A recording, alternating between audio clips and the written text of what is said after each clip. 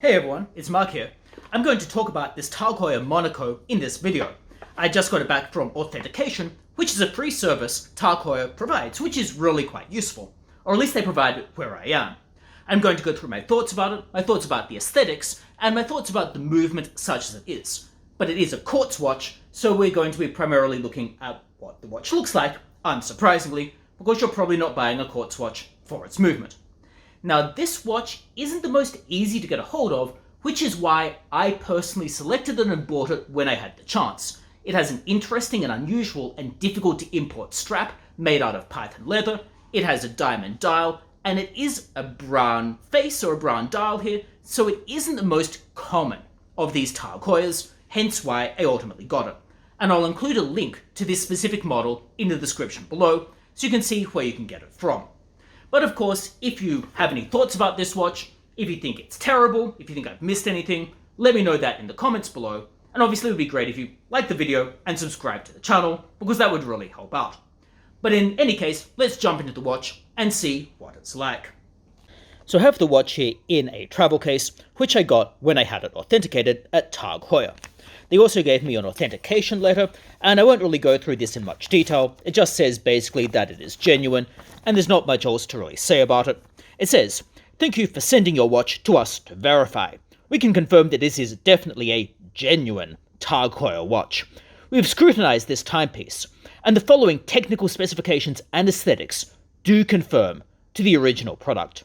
Case, dial and hands, crystal, movement, and strap. Should you wish to discuss this further, do not hesitate to contact us." So that's rather nice. They did this for free. That's obviously a way for them to stamp out counterfeits. And it's pretty sensible, because if counterfeiters know you can just go to Tag Heuer to authenticate for free, it kind of removes part of their business model. Okay, so here I have the case. The case is quite sturdy. I don't really want to go through this in that much detail because it didn't come originally with the watch. But the travel cases you get from Tag Heuer are really quite reasonable. They're kind of like the solid sunglasses cases you get that protect a lot from shock. So if we open this up, we can then see the watch inside. Now I have the watch here, and I also have another strap. The other strap here is also directly from Tag Heuer and came originally when the watch was purchased. We have the watch here as well in the travel case. It's in its little foam container, and you can obviously take this out and remove the watch. So to remove it here, I'll just need to push in the clasp. It kind of has this spring-loaded clasp here, push it in, and then you can bring it out. And then you can eventually remove it from the foam from the travel case. Here we have the watch. Given that this is a quartz watch, I'm going to start off by talking about aesthetics more than the movement. So what we have here is we have a brown dial with a guilloche type texturing right over here in the middle of the dial.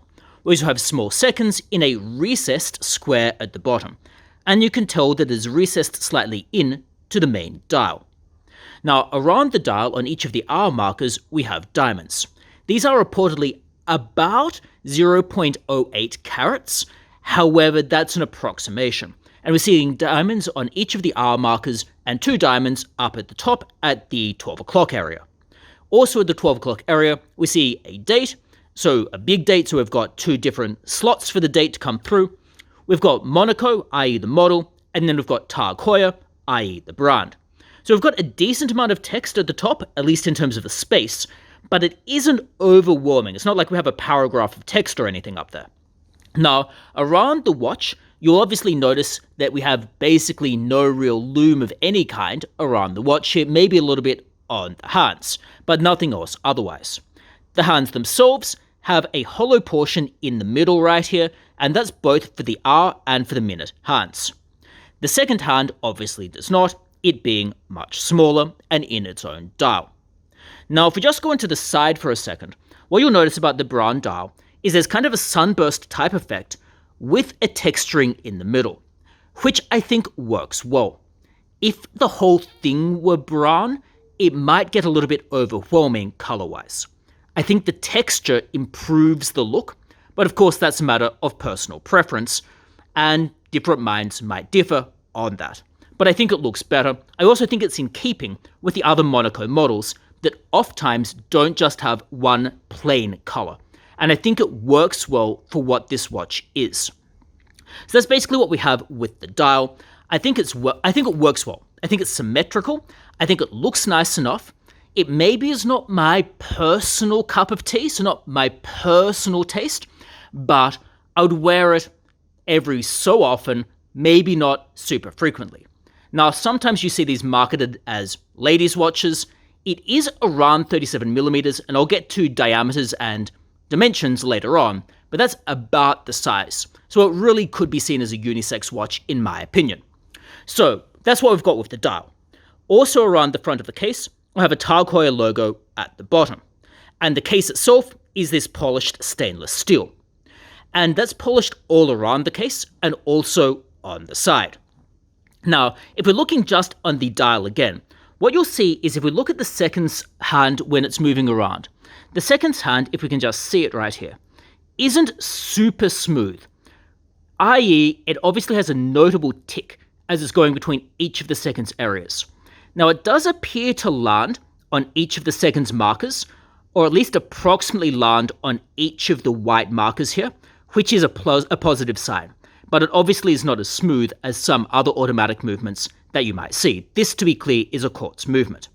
So that's what we've got with the dial. It's aesthetically pleasing, maybe not my personal cup of tea. It might be polarizing, but again, I don't mind it for variety.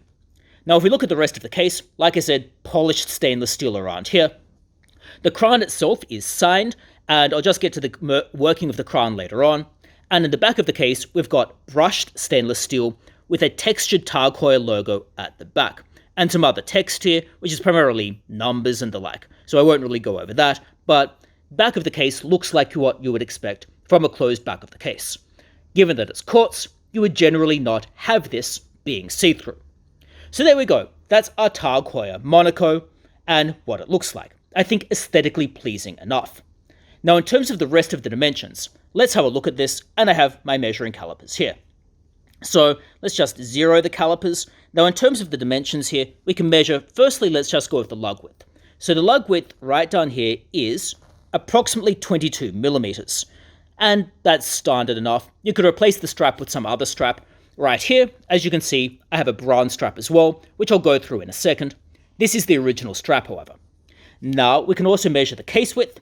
Now, if we're going to include the crown, the case width is going to end up at approximately 39.5 millimeters, give or take a little bit. Now, yeah, 39.5 approximately. Now, if we're measuring the dimensions this way, so lengthwise, we're looking at about 36.5 in this particular dimensions. And if we're measuring it along here, we're looking at around 37. So overall, we're looking at about 37 millimeters across, 36 millimeters this way, or 36.5 millimeters this way, 39 and a bit when you include the crown. So that's what we're looking at dimension-wise. If we're looking at thickness, let's just measure that as well while we're here. The thickness is, we're looking at about 11.5 or thereabouts millimeters. So average thickness is probably what I would say. So that's pretty much what we're looking at in terms of the case aesthetics.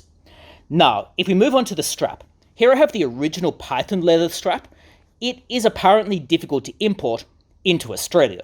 So being in Australia, it's useful that I already have this, because Tag Heuer apparently had some issues getting it in here. However, in the second-hand market, I expect that to be significantly easier to move across borders. Probably just more difficult in that primary market. Now, this is the original strap. You can tell that this original strap is polarizing. It maybe is not my personal taste, but this is what it comes with.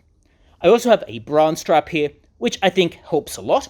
And if we just have a look at what this looks like, the brown strap, I think, makes it look a lot better when we've got that. So if we have a look at our brown strap right here, what we'll see is it looks a little bit better when we've got the brown strap as opposed to the original Python strap. I think the brown works better when we're doing it this way, as opposed to when we have kind of this mottled brown that it comes with. But again, personal preference here. And you can easily just buy straps based on what you personally feel like wearing, as opposed to really being beholden with what it originally came with. Now, if we have a look at the buckle here, the clasp is pretty much what you would expect. You do it up like a normal clasp. You undo it by pushing in these buttons here, and then it opens up like a normal one. So pretty much that's how that works. Now, I'll show it to you on my wrist as well, or at least show you how to put it on, which is not surprising. I have a watch on my left wrist. I'll just put it onto my right one right now, which might be easier said than done. Trying to maneuver a camera and also maneuver a watch at the same time is always a little bit on the interesting side, is what I would say. So let's just zoom out so you can see it on, and I'll try to get it onto my wrist, although this seems to always fail when I try to do it on camera, so that's always terribly professional trying to get it done up. There we go. It's on. So that's how you get the watch on, and to open it up, push it in, and then you can remove the watch. And that's pretty much how it functions when you're trying to get it on and off. So this is what it looks like on my wrist.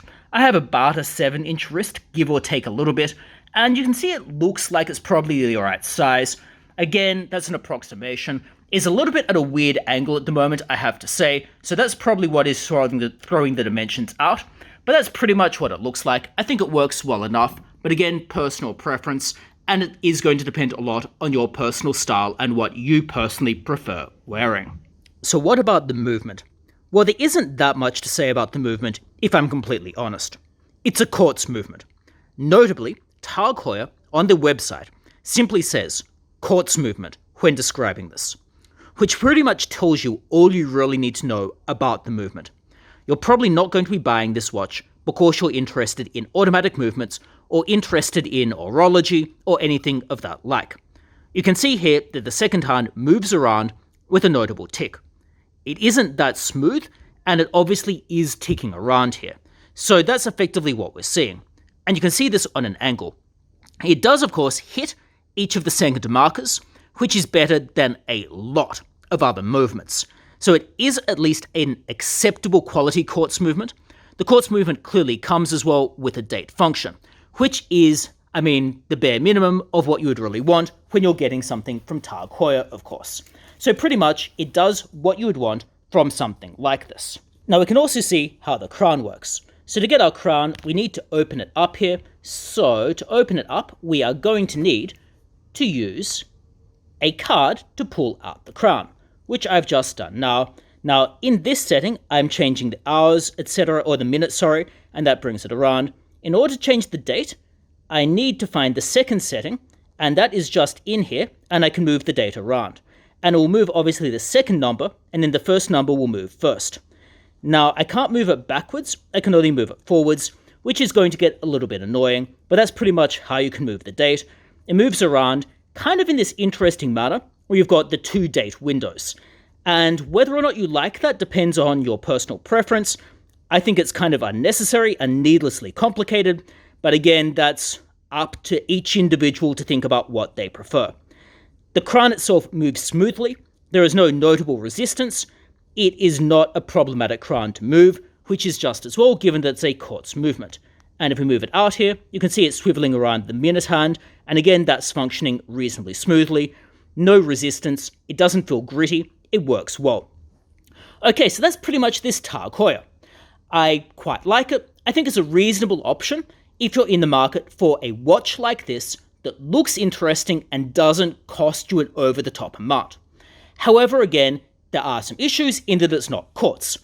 But in terms of finish, it comes with a decent amount for what you pay. So it's certainly one that you would consider buying, and I certainly do have one, at least at the moment. So in any case, those are my thoughts on it. If you think I've missed anything, let me know that in the comments below. And if there's anything you have to say about this watch, also let me know that as well. It would be interesting to hear your thoughts. And otherwise, thanks a lot for tuning in. I hope the video has been interesting and useful, and it would be brilliant if you like the video and subscribe to the channel. And in any case, I hope to see you for future videos as well. Bye!